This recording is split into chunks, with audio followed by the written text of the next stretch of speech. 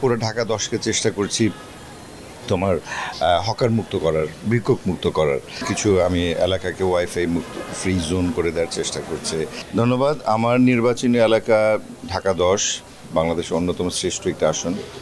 এই এলাকাকে আসলে প্রকৃত অর্থে স্মার্ট করে তোলার জন্য আমি বেশ কিছু পদক্ষেপ চিন্তাভাবনা শুরু করেছি। এর মধ্যে দু একটা ইমপ্লিমেন্টেশন হয়েছে।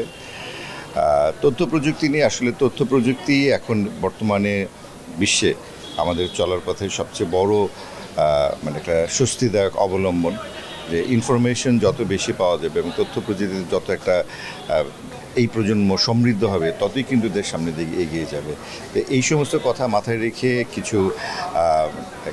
কিছু আমি এলাকাকে ওয়াইফাই মুক্ত ফ্রি জোন করে দেওয়ার চেষ্টা করছে। যে মাঠগুলি আছে, যে খেলার মাঠগুলি আছে, এই খেলার মাঠগুলিকে আরও কীভাবে ইউজার ফ্রেন্ডলি করা যায়। বাংলাদেশের অন্যতম সব খেলার মাঠগুলো আমার এলাকাতে আছে ঢাকা 10-এ। সেগুলি বিভিন্ন ক্লাবের মানে আন্ডার এই মুহূর্তে। তো আমরা যদি লিমিটেড টাইম করে দিই যে এই সময়টুকু এই স্কুলের বাচ্চারা, এই সময়টুকু এই এলাকার বাচ্চারা আসতে পারবে, এবং তাদেরকে যদি আমরা ইনফর্ম করে দিই, এখন তো ইজি, এখন তার জনে ফোন করার দরকার নেই। একটা গ্রুপ করে আমরা যদি ইন্টারনেটে তাদেরকে কানেক্টেড করে দিই সোশ্যাল মিডিয়ার মাধ্যমে। সো এরকম নানান বিষয় নিয়ে আসলে চিন্তা ভাবনা চলছে আর কি। ফেরদৌস হিসেবে ভালো লাগছে। আমি মূল পরিচয় তো ফেরদৌস। আমি একজন মানুষই, নানান ভূমিকায় ছিলাম। অফকোর্স আমার অভিনয় দিয়ে আমার শুরু, তো সেই অভিনয়ের জায়গাটা তো সেটা আমার রুট।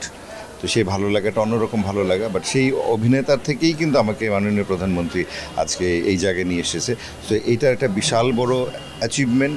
মানুষের সাথে সরাসরি সম্পৃক্ত হওয়ার, মানুষের সাথে সরাসরি কাজ করার, মানুষের প্রকৃত অর্থে মানুষের সেবক হওয়ার যে জায়গাটা, সেটা আমাকে মাননীয় প্রধানমন্ত্রী তুলে দিয়ে দিয়েছেন। এর জন্য আমি অসীম কৃতজ্ঞতা।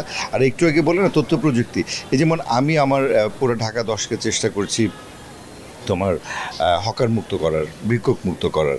সো এই যে হকার মুক্ত করার পর কিন্তু এই হকারদেরকে দরকার হয়, কারণ আমাদের অনেক মানুষ আছে যারা নিত্য প্রয়োজনীয় সামগ্রী কেনার জন্য এদেরকে যোগাযোগ করে। এদের সাথে যেন আমি একটা মোবাইল নেটওয়ার্কের মাধ্যমে কানেক্টিভিটি তৈরি করে দেওয়ার চেষ্টা করছি, ওদের সবাইকে একটা প্ল্যাটফর্মে নিয়ে আসবো। তো আমার কাছে মনে হয় এতে করে যে স্মার্ট এই যে প্রযুক্তি, আমরা তথ্য প্রযুক্তি সমৃদ্ধির কথা বলছি, উন্নয়নের কথা বলছি, এটা কিন্তু আমরা প্রত্যেকটা সেক্টরের কাজে লাগাতে পারি। তো সেইভাবে মনে করো যে আমি একটা নিজস্ব একটা আলাদা আমার ওয়েবসাইট খুলছি, যেখানে সকলে তাদের প্রবলেমগুলো আমাকে জানাবে, এবং কোন প্রবলেমটা আমি সলভ করছি, কত দিনে সলভ করছি, কোনটা 10 দিনে, কোনটা 100 দিনে, সেগুলি মানুষ জানতে পারবে, এবং প্রবলেমটা সলভ হয়ে যাওয়ার পর আমরা তাদেরকে ইনফর্ম করবো। সেইভাবেই আমি তথ্য প্রযুক্তি নিয়ে সামনের দিকে এগিয়ে যাওয়ার চেষ্টা করছি।